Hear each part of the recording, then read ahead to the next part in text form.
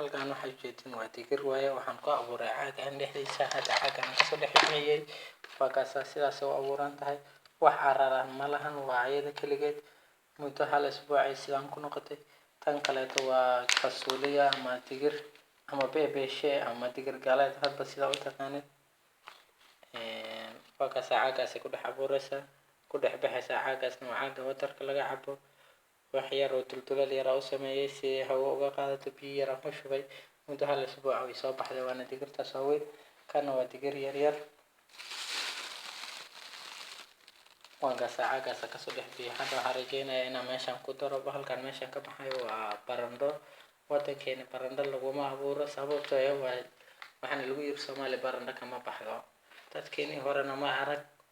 dadkii oo beeraya marka waxaan hubaa boqolkiiba boqol wadankeena ka bixi karto laguna abuuro karo laakiin Soomaalidu ganacsigeedu iyo fikirkoodu waa wax iska arkaan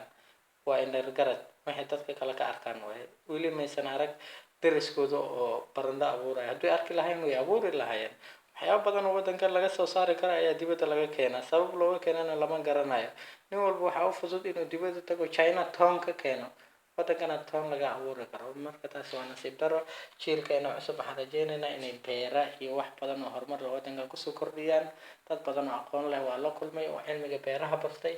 waan hubaa inay dadkaasi wax badan soo bedeli karaan insha Allah waan rajeynaynaa wadankeena ina meel walba wax laga abuuri karo dadka dhan inay ku tartamaan horumar iyo bogaadin iyo nabad